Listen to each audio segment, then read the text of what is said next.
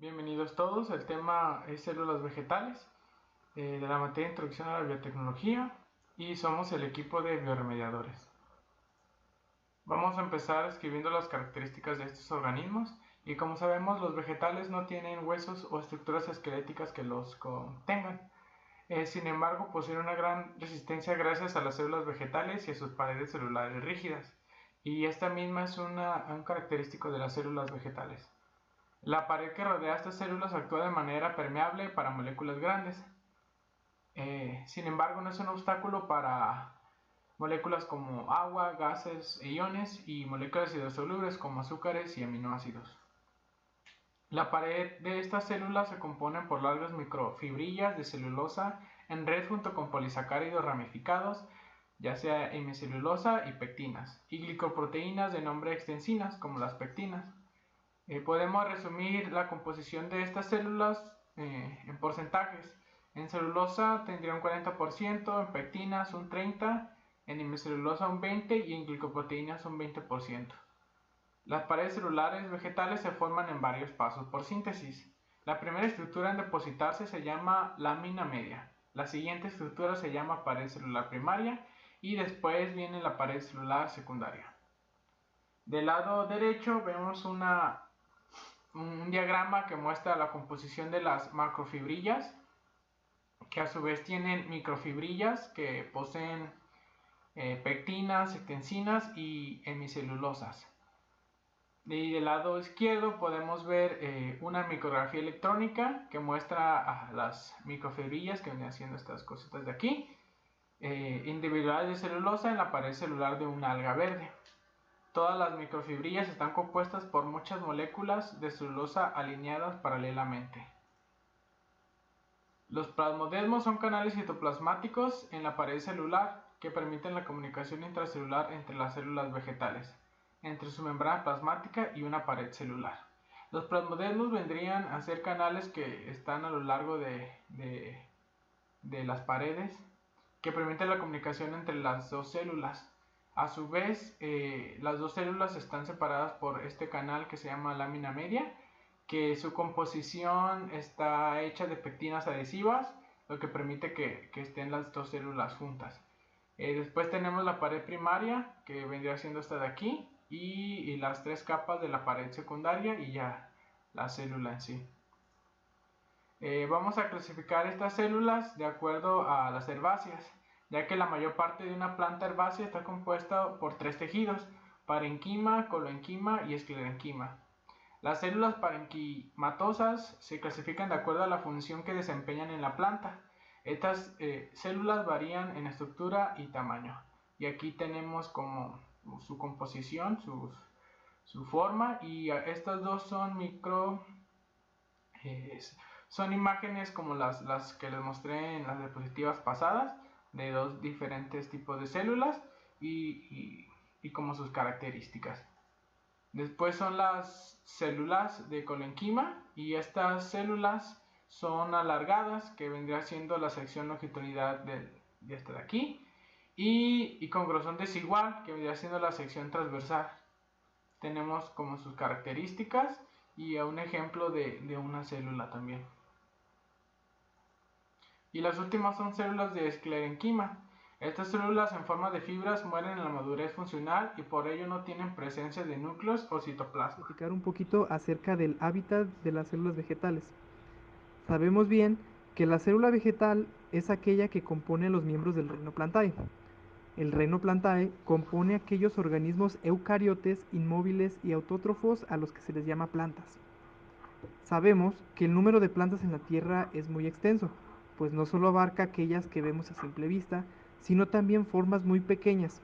Constituyen un elemento imprescindible de la vida, pues generan el oxígeno que otros organismos necesitan y son productoras primarias en casi todos los ecosistemas.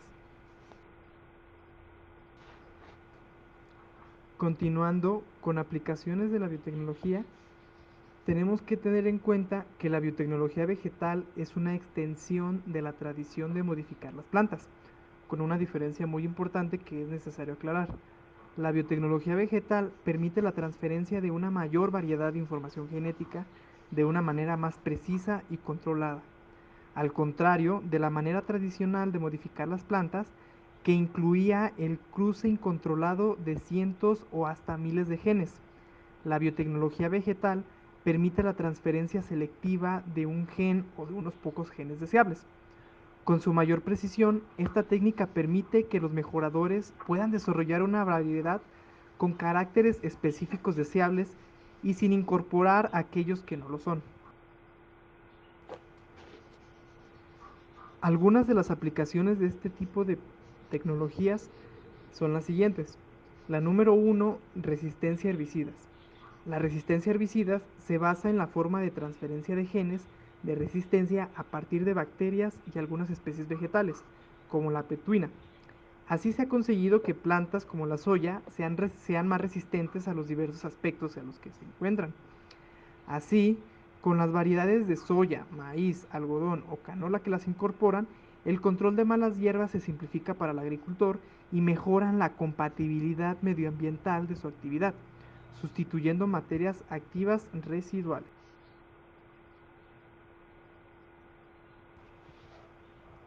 Número 2.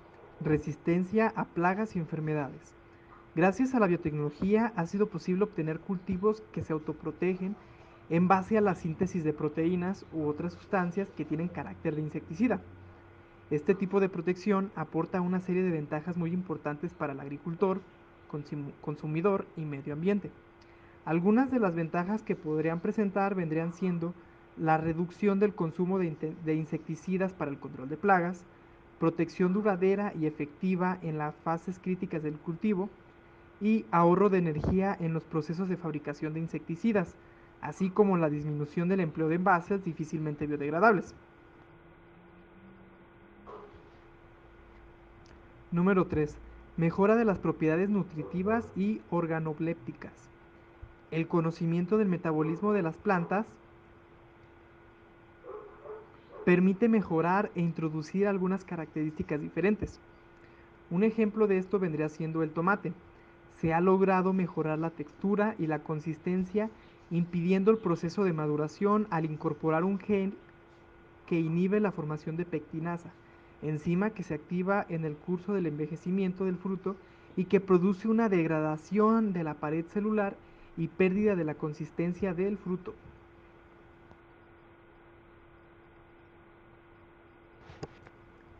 Número 4. Resistencia a estrés abióticos.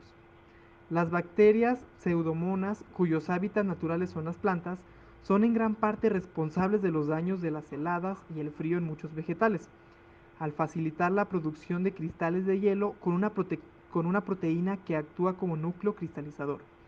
La separación del gen implicado permite obtener colonias de estas bacterias que, una vez inoculadas en grandes cantidades en la planta, le confieren una mayor resistencia a las bajas temperaturas. Óptimas de cultivo. El cultivo de células y de tejidos vegetales comprenden una amplia gama de técnicas de cultivo que permiten regenerar plantas funcionales a partir de tejidos embrionarios, fragmentos de tejidos, callos, células aisladas o protoplastos. Una de las complicaciones es que las especies cultivadas suelen responder de manera distinta a las técnicas de cultivo de células. Esto ha obstaculizado el desarrollo de métodos de cultivo que puedan aplicarse uniformemente en los programas de fitomejoramiento. Algunos de los métodos que se utilizan para las técnicas de cultivo de tejido son los que apreciamos en la imagen, donde una planta adulta se reproduce y genera una nueva planta adulta. Estos métodos los vamos a analizar a continuación, revisando cuáles son algunas de las condiciones que se explican intrínsecamente, como por ejemplo en la propagación clonal, que es la multiplicación rápida de recursos fitogenéticos mediante cultivo de tejidos que incluyen procedimientos para aislar material vegetal libre de patógenos y crioconservación de germoplasma.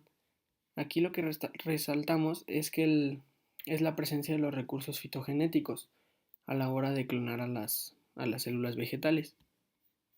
Está también el cultivo de óvulos y de embriones, que se explica en la imagen donde vemos a un medio nutritivo estéril, que es la parte amarilla, recibir a un embrión inmaduro proveniente de cruzas interespecíficas o intergenéricas. El cultivo de las anteras, que se explica también en la imagen, es un cultivo in vitro de anteras con el propósito de obtener plántulas haploides. Aquí lo que rescatamos es que la condición es que se lleva a cabo in vitro, lo que se refiere a que se hace en vidrio, al igual que la variación somoclonal. Algunas otras técnicas son la hibridación de células somáticas, que es básicamente la fusión de las células, y la ingeniería genética, que simplemente es muy complicada y que se sale del tema. Algunas otras condiciones identificadas son las condiciones asépticas. Se le denomina aséptico a aquello que está libre de algún tipo de infección o de contaminación. En medicina, la asepsia es aquello que está libre de materia aséptica, que es aquella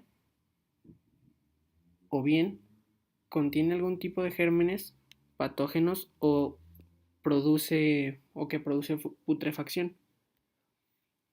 Están también los explantes. El explante se cultiva a menudo en un medio nutritivo solidificado en agar. Los explantes de la mayoría de las especies vegetales pueden ser inducidos a dividirse en forma desorganizada en medios nutritivos específicamente formulados.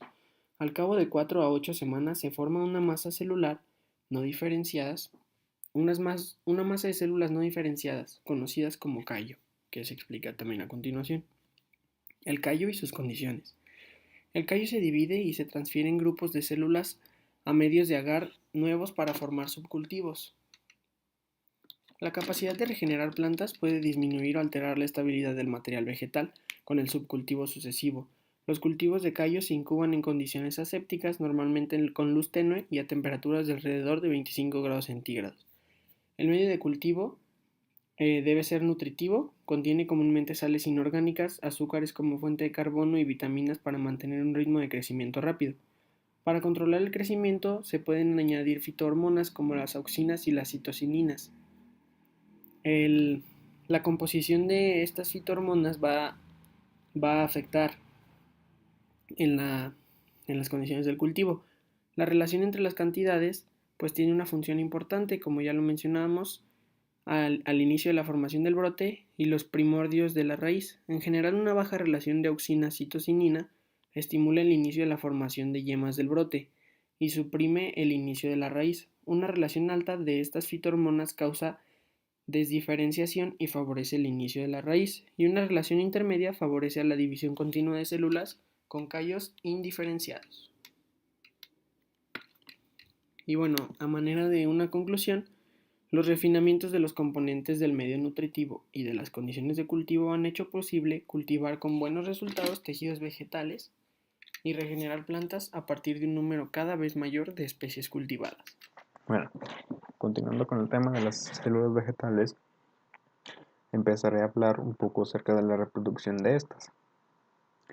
Para el tipo sexual, ese tipo de reproducción implica la fecundación o la fusión de gametos masculinos y femeninos, para así poder producir un cigoto, el cual estos al desarrollarse formarán un embrión, y estos después al desarrollarse formarán lo que conocemos ahora como una planta. Ese tipo de reproducción, por así decirlo, es el más beneficioso a comparación de, por ejemplo, el siguiente método que veremos, que es el tipo asexual o hasta el artificial, ya que de esta manera las células hijas se ven beneficiadas ya que heredan los mejores genes de las células padres. Continuando un poco, hablaremos más de las células sexuales, empezando por los gametos, las cuales son células sexuales originadas por la meiosis o la mitosis a partir de las células germinales. Son células compuestas por un solo juego de cromosomas y durante la fecundación se fusionará con otro gameto para formar el cigoto. El cigoto, como ya lo comenté, es el resultante de la unión de un gameto femenino con uno masculino. Al momento de la fusión de los gametos, en su núcleo se obtendrá un par de juegos completos de los determinantes genéticos. La meiospora son células formadas a partir de la meiosis, y la meiosis es un proceso de división celular en el cual una célula diploide experimenta dos divisiones consecutivas. luego prácticamente esto generando 4 células haploides. En los organismos con reproducción sexual se tiene importancia ya que es el mecanismo por el cual se producen ovocitos y gametos. Esas últimas se pueden clasificar de dos formas. Las macrosporas son las que se producen en los órganos masculinos. Tras su maduración formarán los granos de polen. Cada grano de polen contiene una célula con dos núcleos, un núcleo generativo y un núcleo vegetativo. Las megasporas son las predecesoras de los gametos femeninos. Los óvulos no madurados situados en el ovario realizan la meiosis para formar las megasporas, que tras su maduración formarán sacos embrionarios, que son gametofitos femeninos. Ahora, mencionaré algunos ejemplos de la reproducción sexual, empezando por la alogamina.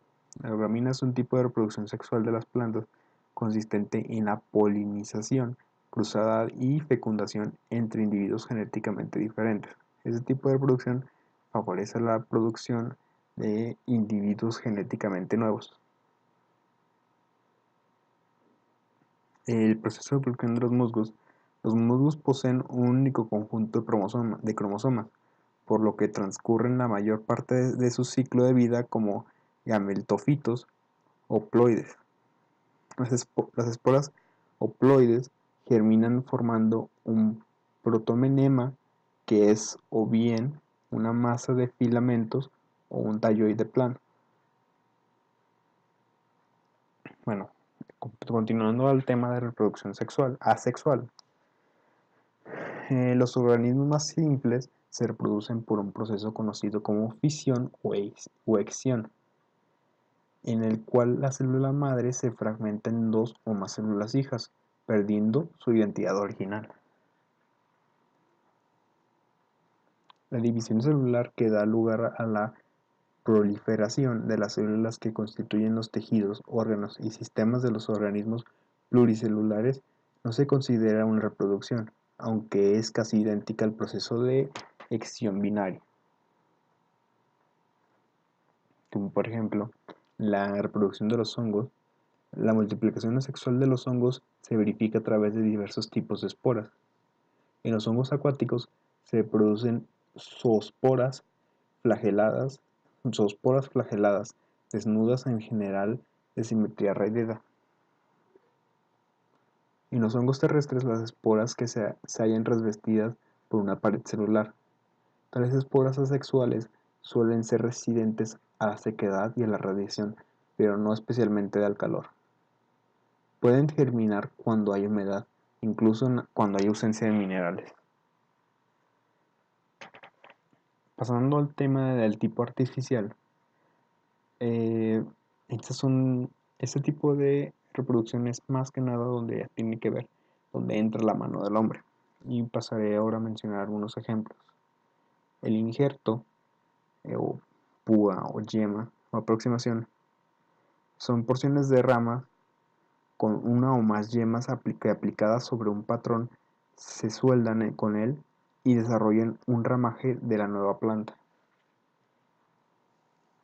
La estaca. La reproducción por estaca consiste en el corte de un fragmento de tallo con yemas y después enterrarlo, dando así el desarrollo de una nueva planta.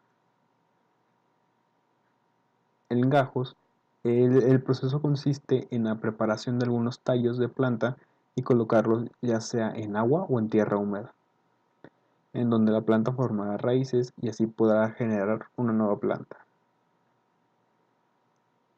La autoincompatibilidad es la incapacidad de una planta hermafrodita para producir semillas por autopolinización, aunque presente gametos viables. Es una estrategia reproductiva para promover la fecundación entre individuos que no estén relacionados. Por ende, es un mecanismo creador de una nueva variedad genética. Bueno, muchas gracias, eso ha sido todo y dejamos a su disposición las referencias.